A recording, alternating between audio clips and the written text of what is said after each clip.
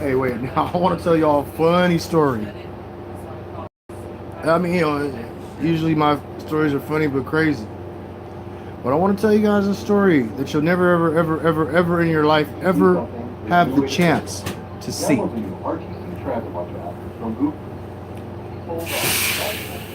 92. No, excuse me, 93. Just got out the Forest Service out the backcountry, right? So, five of us went in and three of us came out. All right. So Junior was in Yosemite. I was in John Muir, and Paco was in Kings Canyon. So when we came back to Humboldt County, we all celebrated. We went, had hella food, kicked it and everything, but it wasn't over. So I'm like, I think I'm smoking too much weed. Okay, let me stop smoking weed. I'm done. I'm 19 years old. Okay, it's 93. I'm done. I'm like, I'm not smoking no more weed. I'm done. Saturday morning. It was just the best trees. Okay, medical, all this free weed, just legal shit, ain't got nothing on that. So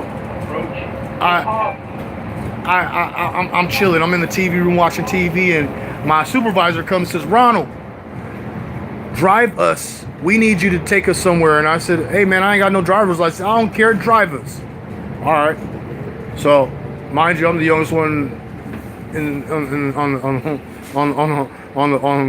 on the site. This particular job, okay, this particular place. I'm the youngest one. All right. So I'm like, wow, okay. I guess they're gonna be doing the most, but hey, they just want me to grow up and just have fun, and it's my turn. So I drive. We get on the 101, and we drive from Fortuna all the way to Crescent City. I get to Crescent. We get a little past Crescent City, and there's this park. They got me going to called Patrick's Point. If you ever been to San Francisco Daly City, then you know these drop-offs. You got 500, 600 foot drop-offs, okay? But the only thing is they're not straight drop-offs. They're actually like got little slopes and shit. So when we came out the mountains, we were like super dudes, okay? So comes up into the place, I pulls the van in, and everybody jumps out. It's like 7 dudes and 1 girl. They all jump out like a beeline and took off into the bushes. I never seen no shit like that. I'm like, what the fuck's going on with that? How does it even make sense? You got, what is it gonna be a 7-some? I don't know what's going on, but I know I'm not getting involved with that one. So I'm like, oh wow, it looks like Desperate Measures. With that one, no. I'd have went out with Govinda before I even thought about her, okay? She walks with the super limp. She's Pimp Daddy. So I'm like, all right, woosah, let me go over here. Is that water? So I walks over to the edge, which was maybe like about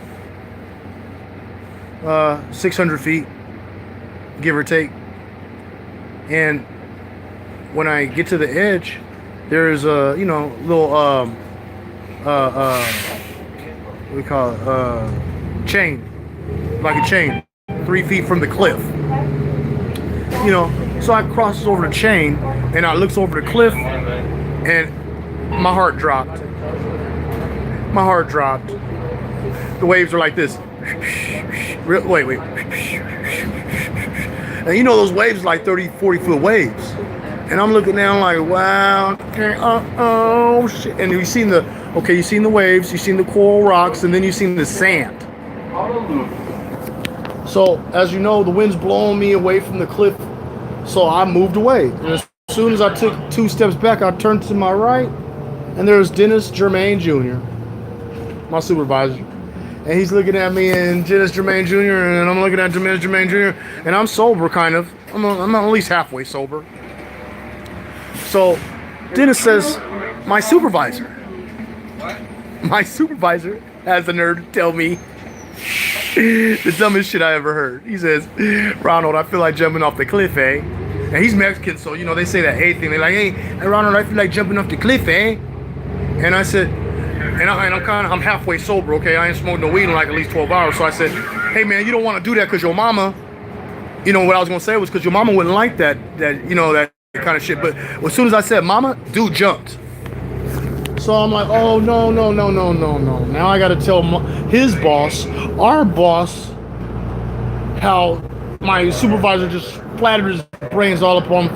So I'm sprung right now, and I'm looking how this dude is just going straight down. Okay, he's like got his hands out, he's going down like a cross, he's going straight down. 12 seconds later, okay, well, before 12 seconds came, everybody ran to the cliff. 12 seconds later, he hits the bottom. He turns around. He looks like a little ant. He turns around. You see his little hands come up. And then 2 seconds later, you hear, woo! Well, that's called distance. So then we yell him back. Going crazy. There's a couple on another little cliff. They see us. They're yelling. They're happy. I don't know. It looked like marriage.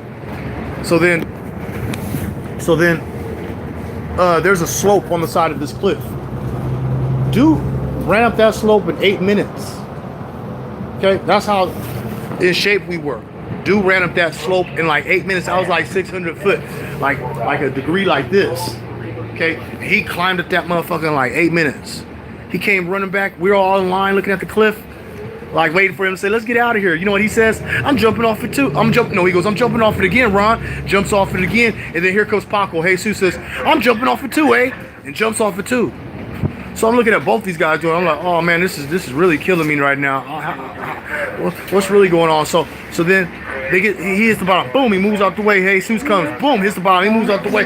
They come back up the mountain in like 12 minutes. Hey Ron, we gonna jump off again? No, we ain't. We leaving. We getting up out of here. Okay. So I'm mad. I got to smoke some weed now. So now I'm pissed off because they just messed up my little session where I never thought I wanted to smoke weed ever again. 3 days later, Junior comes to my room and says, Ron, hey Ron, man, I'm sorry, man, I'm sorry. I said, man, about what? He goes, man, I know you mad at me. He goes, man, look, was high as fuck on acid, man. We didn't tell you, man. We was high as fuck. I'm sorry, man, I should have told you. I said, nah, yeah, you should have told me, because if you'd have told me, I wouldn't have drove y'all motherfuckers to no goddamn cliffs. Shit. So, you know, moral of the story is, always watch your surroundings and, you know, be careful, because you don't know what somebody has in store for you. They might have you as a guinea pig, scapegoat. What's even worse is a guinea pig. You don't want to be a guinea pig. 253. But you know, just thought that was pretty cool. You know how he actually lived, and I know if I would have went down some shit like that. Okay, first of all, I get scared driving 18-wheelers up mountains. I'm not jumping off no cliff. I'm not jumping off no cliffs for no fun. So another thing is drugs will have you thinking that you could do anything in the world. So don't listen to the drugs. All right? And you smoke a little weed, it's all cool, but that other shit, man, look here. It's abusive. And I'm just being light with that. But I tried acid and mushrooms before, and I tell you, that's lightweight to the others, but it's still abusive. When you could pull meteorites out of middle of nowhere, and cats are like, Ron, did you see the meteorite? It had all these colors. It was blue, red, yellow. Well, that means that's some powerful stuff. So just be aware of your surroundings, because if you're not, you never know, you get in trouble.